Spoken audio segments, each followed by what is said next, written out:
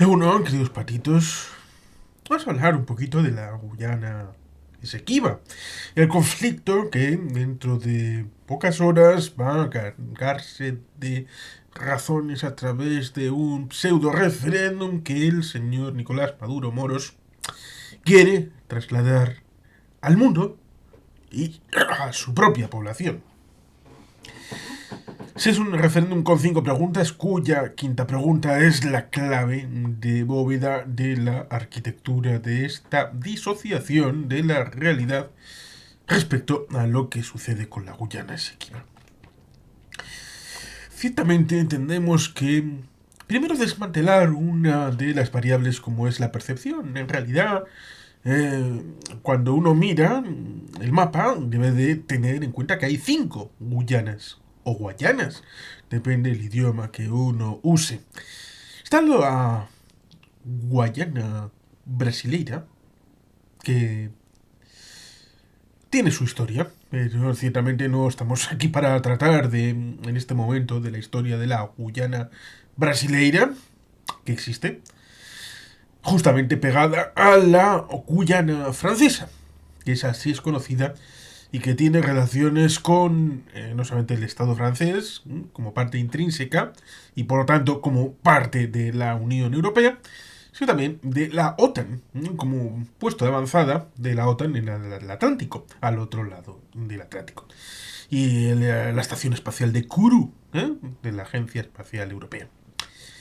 Luego está la Guyana neerlandesa, más conocida como Surinam. Y luego, evidentemente, está la Guyana o Guayana a secas, que era la Guyana o Guayana británica. Una cesión de los neerlandeses a los británicos y que al lado estaba la Guyana y está la Guayana venezolana, que incluye partes de... es una región administrativa dentro del estado venezolano y que incluye el estado Bolívar, el estado Amazonas y, si no totalmente, buena parte del estado del Tamacuro. Es, por tanto, una zona donde hay 5 Guayanas. 5. Y no 3, a pesar de que todo el mundo cuando ve el mapa ve las 3 Guayanas. La Guayana neerlandesa, Surinam y la Guayana francesa. ¿Qué ha sucedido? Pues ciertamente que el día 3 de diciembre de 2023 el señor Nicolás Maduro Moros dice, en forma de referéndum, que el pueblo venezolano tiene la posibilidad de decidir sobre las relaciones con la Guyana Esequiba.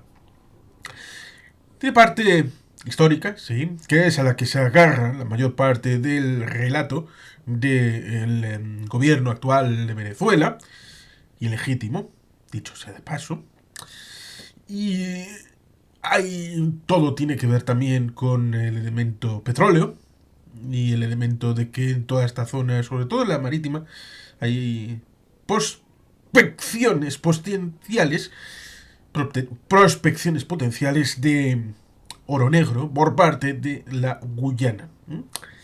Hasta el punto de que cabe la posibilidad de que tenga mayor extracción de crudo que Venezuela, que es el país con mayores reservas probadas del planeta. Lo cual debería de dar a una reflexión, pero el gobierno venezolano prefiere hacer esto a tener una reflexión y actuar en consecuencia. ¿Por qué? Porque viene también la vertiente política. Y la vertiente política nos indica que están dispuestos a sacrificar todo, todo, absolutamente todo, por el frontispicio. Y el valor supremo que han puesto ahí es la supervivencia del régimen político. El bolivarianismo debe de sobrevivir y están dispuestos a sacrificar absolutamente todo. ¿Y por qué? Porque esto significa que una serie de gente vive magníficamente bien y son la clase de la poliburguesía, los del clan de Cuatro Soles, que quitaron del medio a las clases dirigentes en la Cuarta República, adecos y copellanos, y entraron en funciones a tomar el control de las grandes empresas, del Estado, del aparato de control de las diversas realidades jurídico-políticas, económico-sociales de Venezuela, con el anclaje en el PSV y en Miraflores. Por lo tanto, la cosa es poliédrica compleja. Y creo que es mejor entrar primero en la política. En 1966 parece ser que es cuando se produce la independencia formal de la Guyana, hasta ese momento parte del Reino Unido, del Imperio Británico. Por eso, todas las situaciones que de finales del siglo XIX, creo que fue el laudo arbitral de 1899, lo que concretó las fronteras internacionales entre Venezuela y el territorio que había sido cedido a los británicos por parte de los neerlandeses en un laudo arbitral en París, en donde se suele decir que Venezuela no estaba representada y por lo tanto es nulo de pleno derecho, lo cual ciertamente nos llevaría a que 2 años antes en París hubo el tratado de... No, 2 años... No, prácticamente fue en la misma época. 2 años antes lo que sucedió, y no es que haya perdido el hilo, en 1897 hubo un acuerdo supuesto de autonomía para Cuba, Filipinas y Puerto Rico. Un estatuto de autonomía que no fue cumplimentado en las formalidades del Tratado de París posterior a la guerra de Estados Unidos y España. Y por tanto, hay quien dice que al no haber reconocido el hecho de la autonomía ya en vigor, a pesar de que no hubiera desplegado todos sus efectos en la guerra de un año después, es decir, 1897-1898, entonces se tiene que dar por nulo de pleno derecho y debe de haber una retrocesión en la forma que hay actualmente, es decir, una comunidad autónoma para Cuba y Puerto Rico. Filipinas no creo que estén mucho por la labor, pero hay quien piensa y sueña con el caso de Cuba y Puerto Rico. ¿Es planteable esta historia después de estos 125 años que han pasado de la guerra hispano-estadounidense? El hecho de que por un tecnicismo sea posible la retrocesión de soberanía debido a acuerdos de nulo de pleno derecho. Ciertamente ahí tenemos, por ejemplo, el acuerdo de Madrid, tripartito, entre Mauritania, Marruecos y España, por el tema del Sáhara, que la Organización de Naciones Unidas, el Comité de Descolonización, establece el marco actualmente incluso de que la potencia de jure administradora del Sáhara es España. Por tanto, hay quien dice, yo mismo, que si hubiera una operación estilo Perejil, Romeo Sierra, sobre el territorio del Sáhara, para establecer un referéndum al día siguiente o al de X tiempo, pero tasado, en el que habría 3 respuestas posibles, como ser comunidad autónoma de España, ser independiente o ser parte de Marruecos, en forma de comunidad autónoma dentro de Marruecos, salvo Marruecos, el resto del mundo deberían de verlo como jurídicamente válido. Pero el paso del tiempo cambia las circunstancias. Por lo tanto, ahí tendríamos problemas.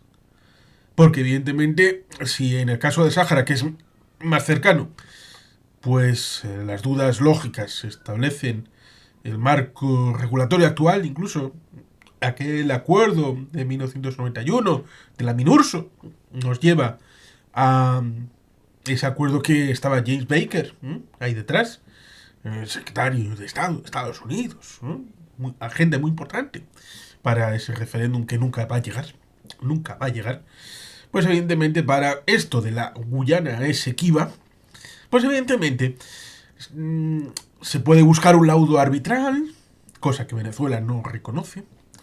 Se puede buscar en la historia, porque el primer momento en el que de verdad surge el problema no es cuando están los británicos, porque enfrentarse a los británicos, pues miren lo que hizo Argentina con las Malvinas en 1982 y las Sandwich del Sur, y como no tenía ningún título, en la última batalla en Malvinas, los argentinos podían haber incluso derrotado a los británicos. ¿Pero a qué coste? ¿Para haber tenido que salir efectivamente al de 3 meses? Por lo tanto, esa dificultad de título legítimo en Naciones Unidas para esa última batalla en Malvinas, pues evidentemente chocó con la realidad y los comandantes argentinos sobre tierra dijeron que a ese esfuerzo final, si no estaban respaldados, esos soldados iban a vivir. Y me parece bien lo que hicieron. Por lo tanto, cuando antes de la Venezuela saudita, en 1970, el presidente de Venezuela amenaza a Guyana con la toma de ese Esequibo, es el primer momento en donde había dificultades políticas en el momento de entonces, y era un momento, como pasó con Galtieri en 1981-82, en donde había necesidad de aglutinar la población venezolana en torno a un ideal. Y ese ideal era la recuperación del Esequibo, debido a que después de 1777 hasta prácticamente 50 años, no, 45, más o menos, la independencia de Venezuela y todo aquello, hasta 1823, más o menos, puede ser, pues durante esos 45 años la Capitanía General de Caracas incorporaba todo el territorio que hoy reclama Venezuela, pero la historia, ciertamente, lo vamos a tratar un poquito después. La política hizo que Carlos Andrés Pérez descubriera la posibilidad de profundizar en el suministro de petróleo, cosa que se conoce poco, el suministro de Venezuela al ámbito de la Segunda Guerra Mundial, lo mismo que México, y la importancia que tuvo el petróleo venezolano en el suministro a los aliados. Pero dio un salto cualitativo con la nacionalización de la industria petrolera por Carlos Andrés Pérez en los años 70 y la multiplicación de las exportaciones. También tiene que ver algo el caso de la crisis del 73, el grifazo de los países árabes, la OPEP y todo aquello, y el tratar de suplir por parte de Venezuela. Y por tanto, ahí también entra el juego de la OPEP, la reunión aquella de Viena del 75, Carlos, la reunión aquella en donde Carlos Chacal, que intentó secuestrar a los ministros del petróleo de la OPEP, resultó un poco curiosa relación. Eso se ve en parte de la película de 2010 El Chacal, que recomiendo vivamente. Pero, ciertamente, no estamos para hablar de los elementos accesorios, que hay muchos que van fluctuando y pueden incorporar, porque el petróleo también es importante, y vamos a comentarlo después. Cuando se convierte Venezuela en la Venezuela saudita y aquello de es barato, compre dos, pues evidentemente estos asuntos se diluyen. Ya no es necesario aglutinar a la sociedad en torno a un ideal, a un enemigo externo, porque ya la sociedad está generando suficientes emolumentos para poder tener cierto éxito y consenso social para la prosperidad. Evidentemente, luego cuando llega el segundo mandato de Carlos Andrés Pérez, en el año 89, cuando, curiosamente, Fidel Castro será invitado, Felipe González será invitado a la investidura, y al de un par de semanas se producirá el Caracazo, con la subida a finales de febrero, concretamente para el día 28 de febrero, lo cual fue poco inteligente, porque cuando termina el mes, normalmente mucha gente tiene problemas en el bolsillo a la hora de pagar el billete del autobús o pagar la carne en el supermercado, en la tienda del barrio, y por tanto subir de repente los precios antes del fin del mes resultó terrible, terrible. Un ajuste brutal, en vez de hacerlo con el mes comenzado, empezó el ajuste a mes por vencer. Y eso significó revueltas, insurrección, cabreo, pero no dirigido. No dirigido, lo cual, evidentemente, eso significa que el 4 de febrero del 92, cuando se produzca, sí, un levantamiento en el ejército venezolano, entonces se vehiculiza parte de ese cabreo, y eso significa que cuando Hugo Rafael Chávez Frías sale por televisión diciendo por ahora, ese por ahora tan famoso ya, es el que encabeza ese ideal cristalizado para que la sociedad intuya que los viejos políticos no valían, y por lo tanto alguien que saliera a arriesgarlo todo. y ese que arriesgó todo y dio la cara fue Hugo Rafael Chávez Frías, que fue condenado, sí, y en 1994 sería amnistiado por el señor Rafael Caldera en su segundo mandato, que ya no era a través de COPEI, sino como un partido independiente, oliendo que debido a que Romeo Velázquez y otro más fueron presidentes interinos porque en el 92, 93 le pillaron en casos supuestos de corrupción al presidente, le hicieron un impeachment desde el Congreso y le expulsaron. Y ese salto entre 92 y 93 y las elecciones lo completaron dos representantes del poder legislativo que presidían la Asamblea Nacional y ciertamente con aspiraciones, pero hubo una jugada de la Cuarta República que animó a Rafael Caldera, el doctor Caldera, que había sido ya presidente anteriormente, a un segundo mandato, pero a través de un marco general en donde el llamado tercer partido, el MAS, el Movimiento al Socialismo de Teodoro Pekov y otros pequeños partidos pudieran sumarse a esta tercera vía que obtuvo la victoria, como algo alternativo. Por eso hay quien dice, ¿es posible que en el 98-99 fuera posible una victoria alternativa a Hugo Rafael Chávez Frías? Justamente están preguntando algo, qué es lo que sucedió en el 94 con Rafael Caldera. Era la última oportunidad para cambiar la percepción del régimen de la Cuarta República, el de la llamada Constitución de Punto Fijo de 1962. Es importante establecer ese marco general de dificultades del propio régimen y sistema en donde había un turnismo de dos partidos, copellanos y adecos, uno democristiano, otro socialdemócrata, los adecos, los copellanos eran los democristianos, y ese sistema que se fundamentaba en el petróleo, la renta petrolera, y que había tenido dificultades porque evidentemente ciertos partidos habían generado sus propias dinámicas, como sucede algunas veces en países sudamericanos.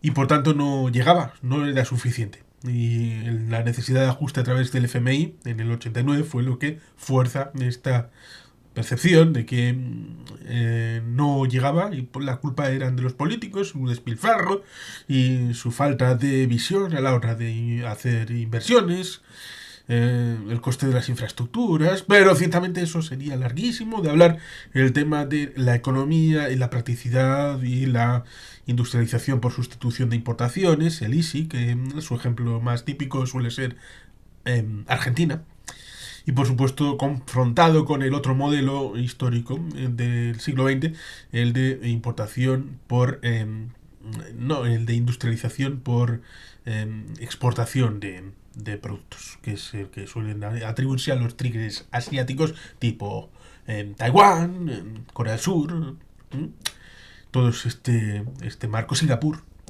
este marco de países asiáticos.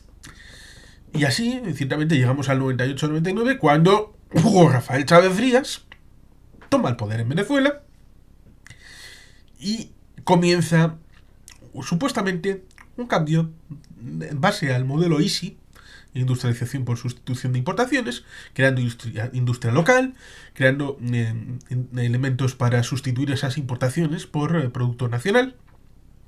Cosa que evidentemente en este canal tenemos un vídeo sobre un libro sobre la propia Guyana venezolana, sobre la destrucción de la industria propia, primero con privatizaciones y luego con nacionalizaciones, en un esquema horrible y terrible de destrucción de la economía productiva en el estado que hasta entonces había sido el más industrial de todo el país. Cuando se produce el fallecimiento de Hugo Rafael Chávez Frías en el año 2012 y luego las elecciones presidente en el año 2013, precisamente el 14 de abril de 2013, con Nicolás Maduro Moros sobreviviendo de manera sorprendente porque los resultados fueron muy ajustados y eso que controlan el gobierno de lo electoral.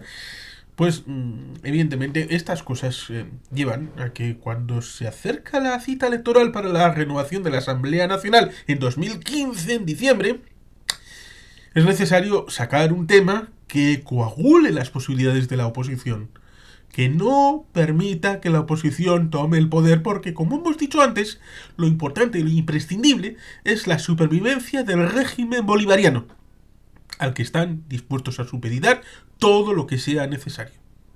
Que el ELN colombiano tenga una mina de oro, se le da.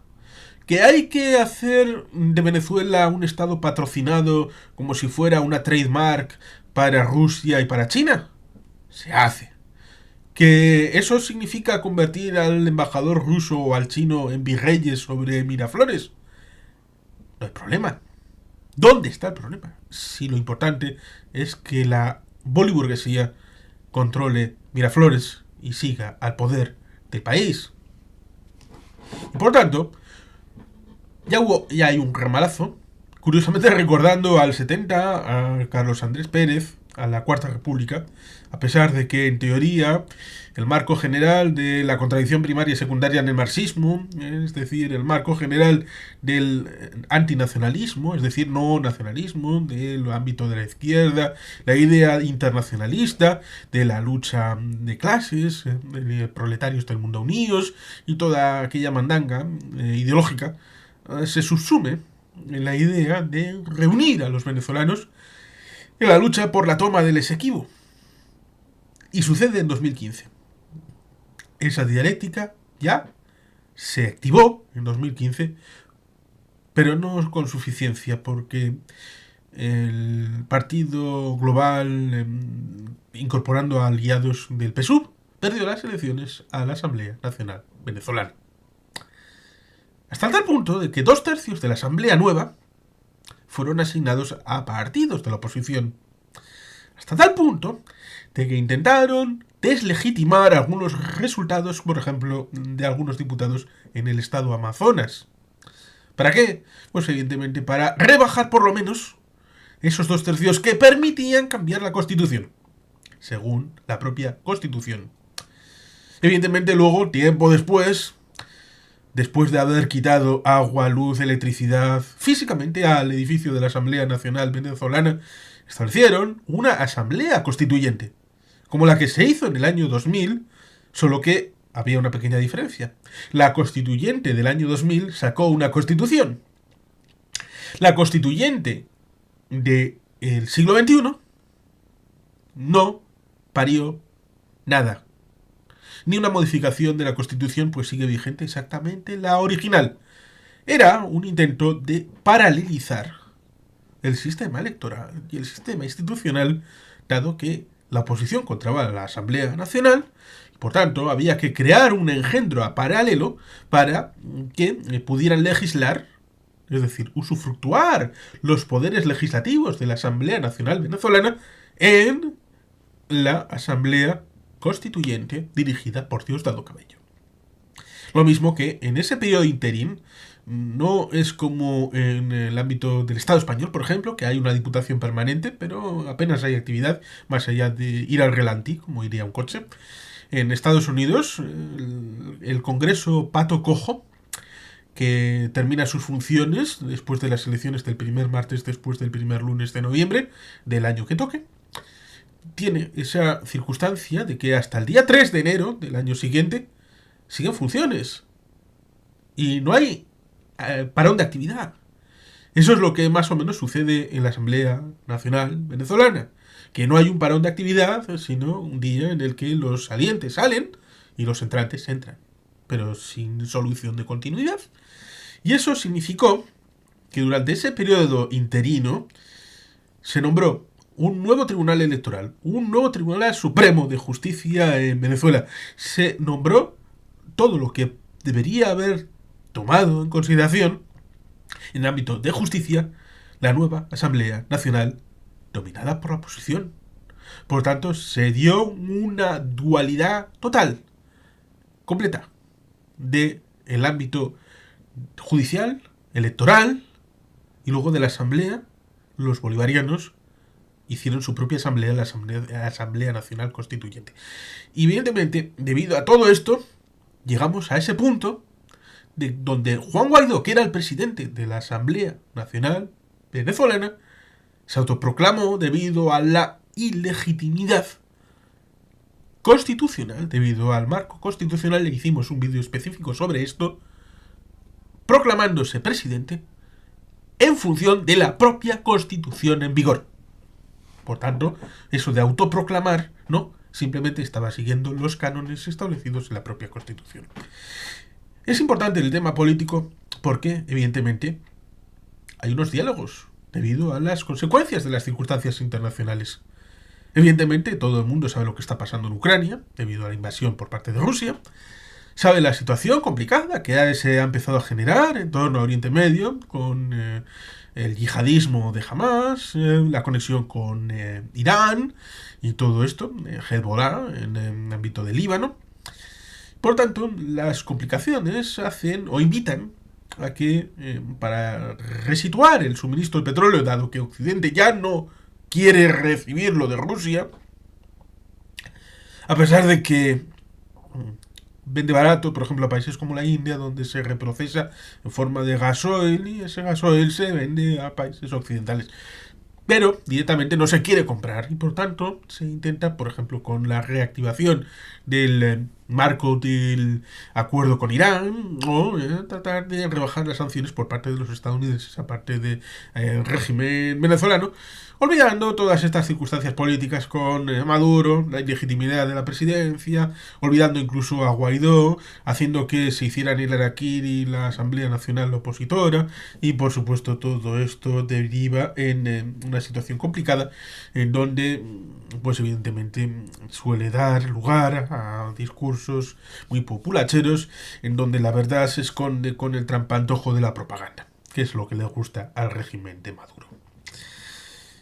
Y por eso precisamente, es el asunto de volver a reflotar el asunto de Guyana.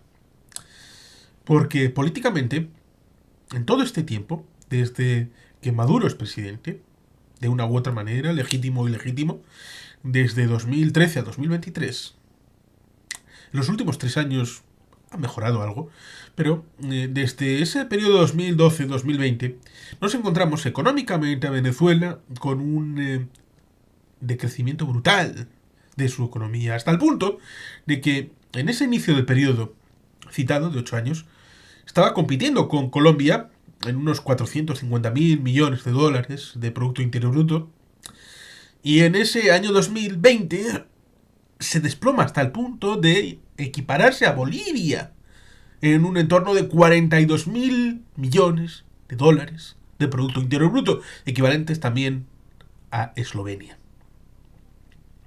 Ese es el nivel.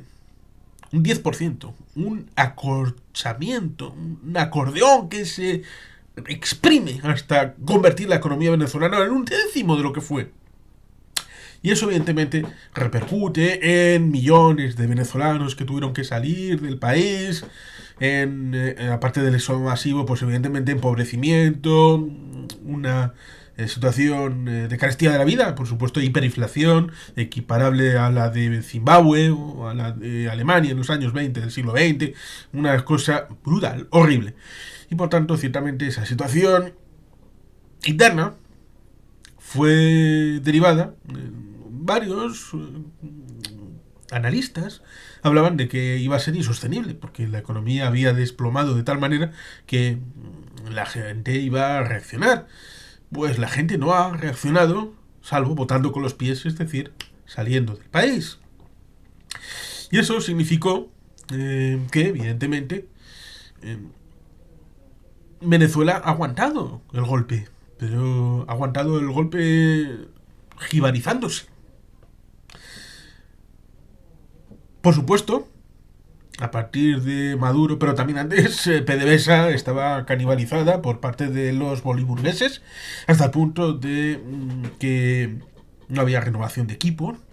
Y evidentemente eso significaba que cuando se empieza la serie esta que hemos citado, de 2012 hasta el 2022, más o menos, el descenso de la producción de barriles es brutal, enorme, impactante, estruendosamente real, hasta el punto de que cuando se ha encontrado en offshore, en el ámbito cercano, en la costa de Guyana, petróleo para ser extraído y se han empezado a llegar a acuerdos para esa extracción, se corría el riesgo por parte de Venezuela de que Guyana tuviera mayor impacto a la hora de generar ventas y exportaciones de crudo que la propia Venezuela, que como digo es el país con mayor nivel de reservas probadas de crudo del mundo.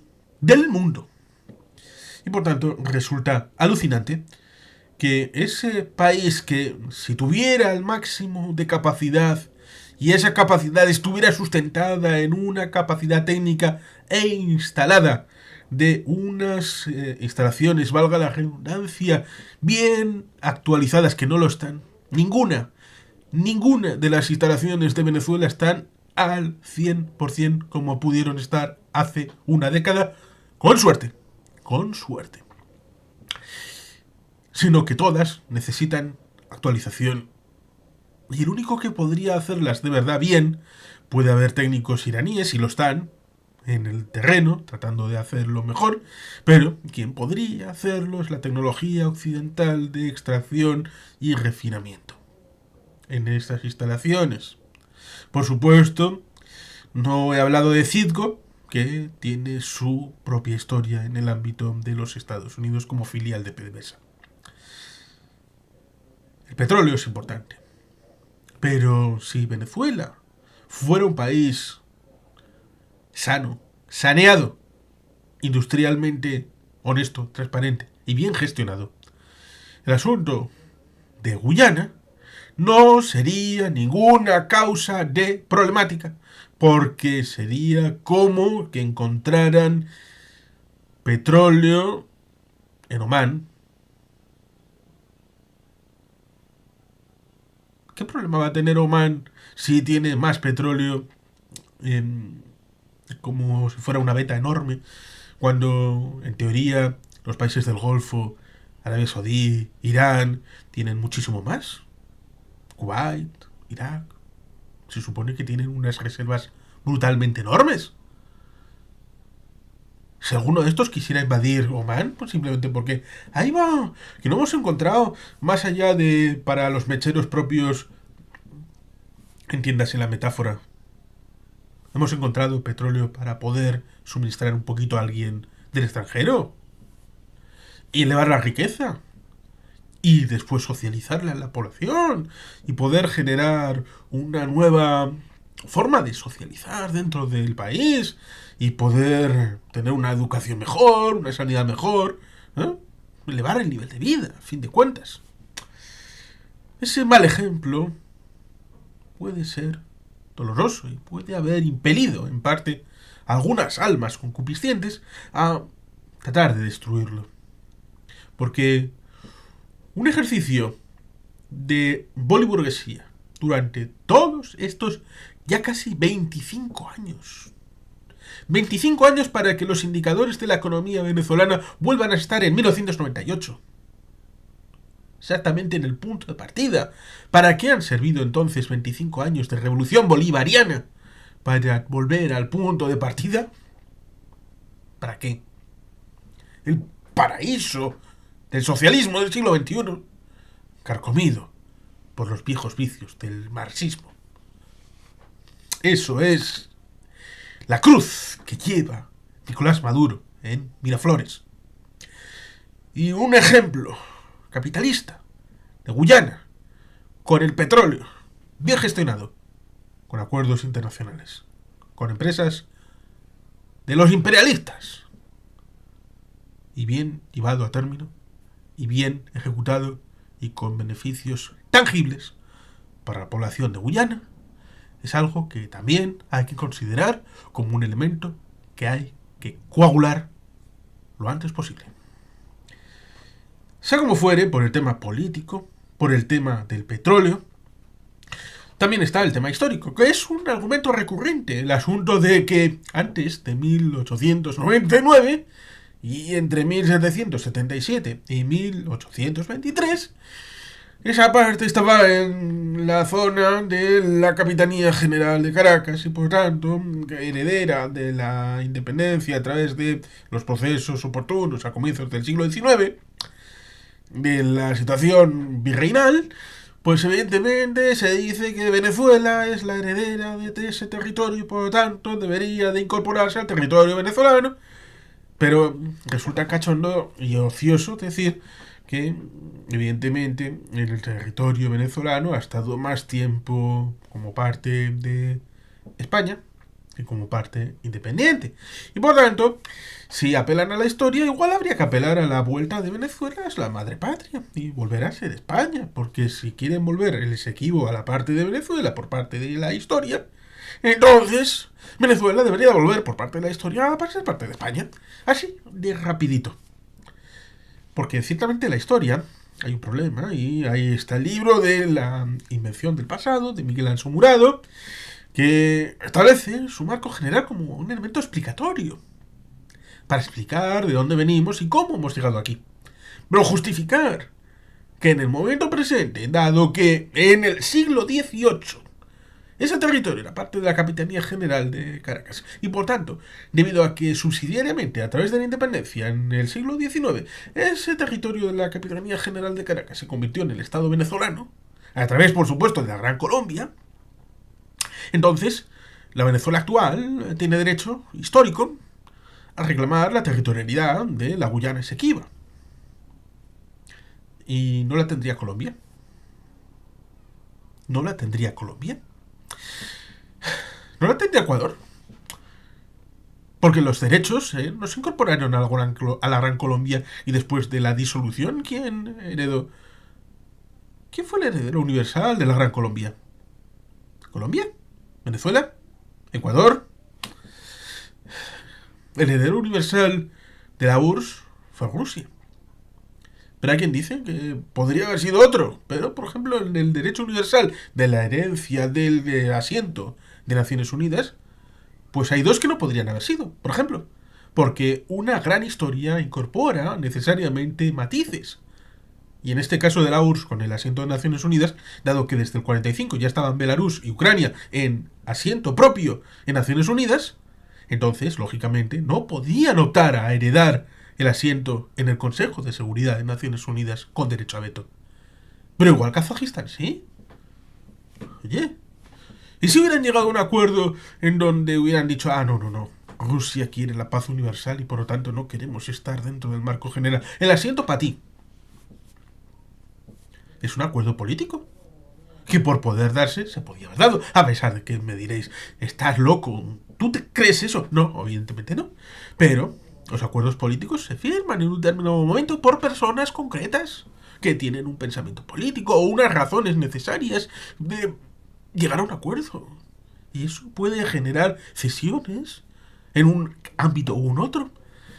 Y evidentemente eso podría haber significado que la herencia de la Gran Colombia en ámbitos determinados, o por ejemplo tenemos el caso de la propia Colombia con islas delante de Nicaragua, o tenemos a Guatemala reclamando la mitad de Belice en un ámbito internacional, o por supuesto tuvimos el asunto del conflicto entre Nicaragua y Costa Rica en el ámbito de la salida del río San Juan, con la idea del mal fallado del acuerdo entre China con Nicaragua para hacer el canal interoceánico en el ámbito de ahí, porque si Nicaragua reclamaba la zona de frontera en la zona costera del río, en la zona de Costa Rica, eso significaba que tenía derecho sobre todo el río. Pero si Costa Rica reclamaba que estaba en la mitad del río, la frontera, entonces, evidentemente, eso significaba que era más difícil subir hasta el lago y poder ahí conectar para llegar al Pacífico. El otrora llamado lago español. Y por tanto, estas cosas hay que tratarlas en su justa medida. Porque también está Bolivia con la mediterraneidad. La pérdida a través de la guerra del Pacífico, a mediados del siglo XIX, en esa lucha tripartita entre Perú, Chile y Bolivia, perdiendo su salida al mar. Y por supuesto, la guerra del Chaco, el tema de Paraguay, que también tiene armada paraguaya. Fluvial en este caso, pero nunca se pierde el deseo de salir a aguas abiertas, sobre todo, fundamentalmente, Bolivia.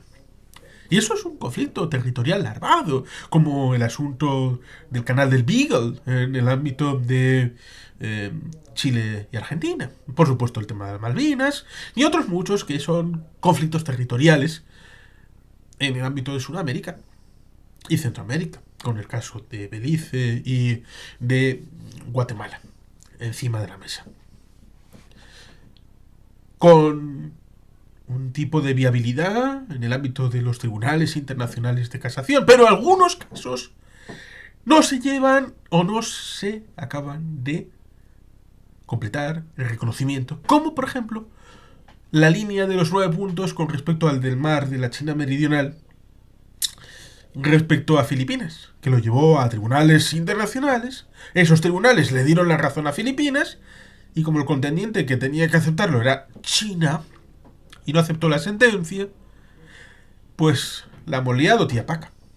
Ahí tenemos un problema gordo para la resolución de los conflictos internacionales, porque una de las partes no reconoce la jurisprudencia de ese tribunal para la contención de un problema que puede escalar.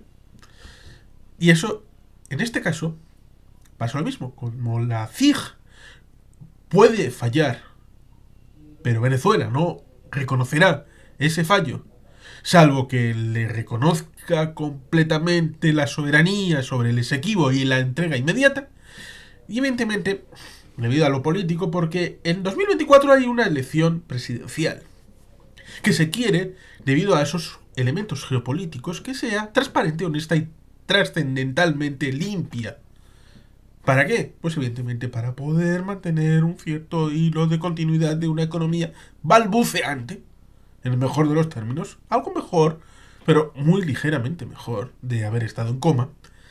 Pues ciertamente eso significa que de no haber una causa excepcional que establezca una solución distinta, deberían de ser unas elecciones limpias. Y todas las encuestas, a pesar de que alguno pretenda ocultarlas, todas las encuestas, además de la primaria en la oposición, que ha dado la victoria a María Corina Machado, dan la idea de que María Corina Machado será, si las elecciones son limpias, la próxima inquilina en Miraflores.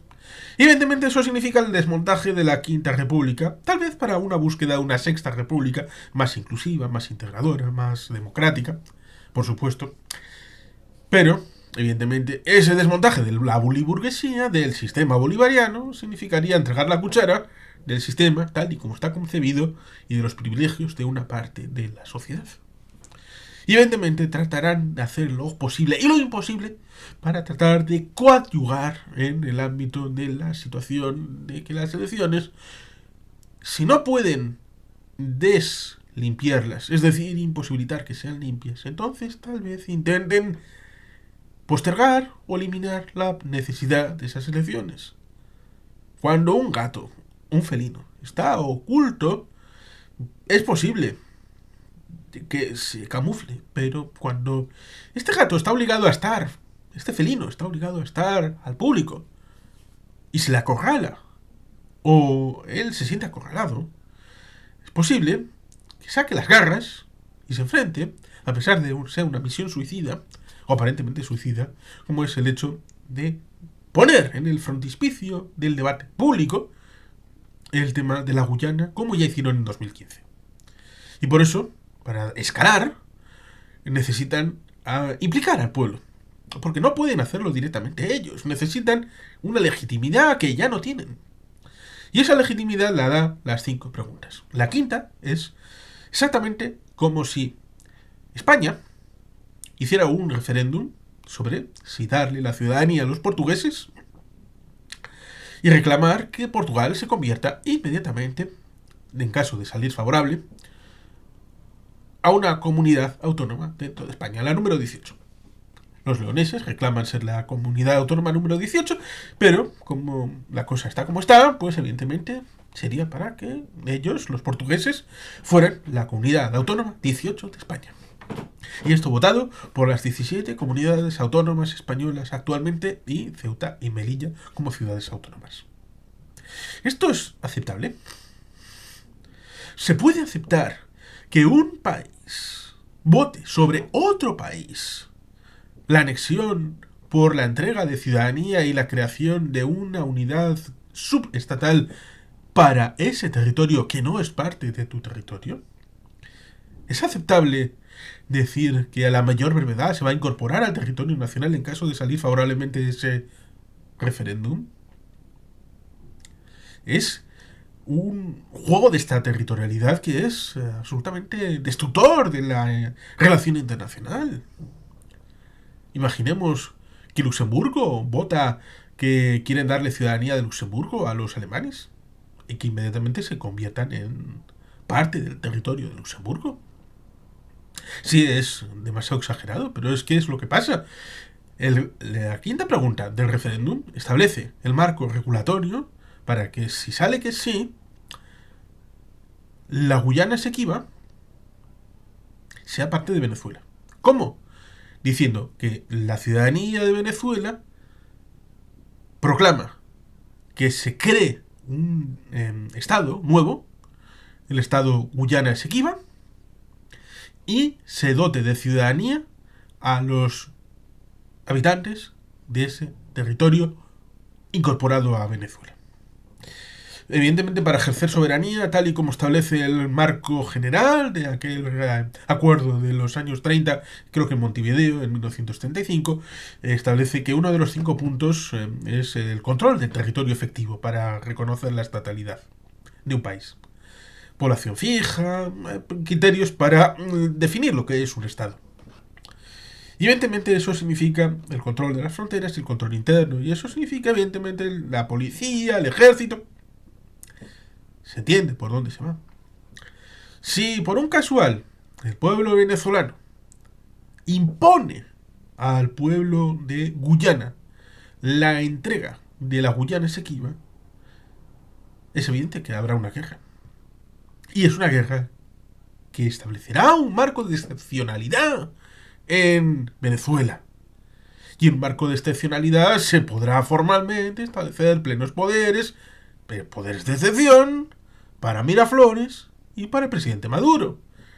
Y eso significará que o se pierde y por lo tanto se convertirá en una dictadura ya definitivamente de manera formal, con una destrucción de la candidatura de María Corina Machado, o, por otro lado, habrá una victoria tal que aunque se presente María Corina Machado con al lado Jesucristo, pues entonces ganaría formalmente Nicolás Maduro. Moros. Por lo tanto, piensan que en cualquier escenario, induciendo este factor corrector, van a la victoria electoral. Dando por supuesto que pasaría como hicieron ellos, es decir, utilizando la plantilla venezolana sobre 2010, la olvidada situación de Honduras, de la que yo hablé en su momento, y me interesó y detallé alguna parte de los procesos en elemento escrito en aquel momento en 2010, cuando Manuel Zelaya, ahora está curiosamente su esposa de presidenta de Honduras, Xiomara Castro, pues en aquel momento le dieron un golpe de estado y le pusieron literalmente sobre la pista del aeropuerto de la capital de Costa Rica, en pijama. Le sacaron del palacio presidencial y le metieron en un avión y le llevaron a Costa Rica. Venezuela no hizo nada, a pesar de ser aliado de Mel Zelaya, a pesar de ser aliado de aquella Honduras. No hizo absolutamente nada. Los asuntos fueron evolucionando, el país evolucionó, hubo nuevas elecciones al de un tiempo y las cosas al final han acabado con la señora de Mel Zelaya, Xiomara Castro, como presidenta. Pero en aquel momento Venezuela no movió un dedo, más allá de lo dialéctico. Y piensan que en el caso de invadir la Guyana y tomar el Esequibo, con el mandato de la quinta pregunta del referéndum de mañana, día 3 de diciembre, pues ni Estados Unidos hará nada, ni los países sudamericanos harán nada, ni los países vecinos, ni Brasil, ni Colombia, nadie hará nada y lo darán por hechos consumados. Bueno, se la vi, ¿qué se le va a hacer? Bueno, era suyo por la historia. El tema del petróleo, porque esta gente no tiene derecho a exportar el petróleo en beneficio propio. Parece que lo tiene Venezuela. Por lo tanto, es un tema complejo, vidrioso. También el tema de la historia, es decir, porque en el año Takatún entonces era parte de, y como era parte de y herederos de, entonces el tema de la historia, el tema petrolífero, el tema político, nos lleva a una conclusión, yo creo que bastante razonable. Es algo para tratar de ocultar el elemento electoral. Es un elemento, el tema de la Guyana Esequiba, que sirve de coartada para tratar de eliminar la candidatura de María Corina Machado, coagulando el pueblo en torno a una figura de unificación, pero de unificación a través de la agresión externa. Porque no podemos olvidar que el territorio de Guyana es reconocido internacionalmente por toda la comunidad internacional, tal y como se establece actualmente. Cualquier modo de agresión y una votación a favor de la pregunta quinta, específicamente la quinta porque es la que abre la puerta al conflicto, solamente es viable si se ejerce en la realidad. ¿Y cómo se puede ejercer en la realidad? A través de la intervención de las fuerzas policiales y del ejército de Venezuela sobre el terreno de Guyana, de Esequibo. Ese es el único momento en donde, evidentemente, se jugará todo por el todo el régimen bolivariano. Porque no solamente le habrá engañado al pueblo si no lo hace, sino que evidentemente significaría que cualquier otra medida similar en el futuro por parte del régimen no tendría ninguna credibilidad.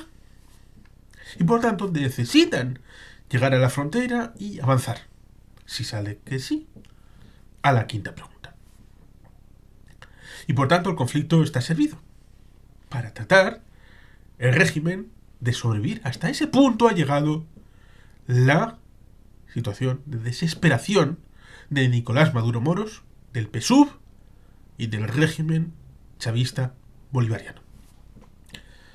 Y creo que lo podemos dejar aquí porque el resto es simplemente mera especulación y seguramente el amigo Paco García Campa, Paco Campa, en Belumartis, actualidad militar, habrá hecho un escenario militar sobre las situaciones en este ámbito de la posibilidad de la campaña bélica, si es que llega a ejercerse en diciembre de 2023 o ya entrados en 2024.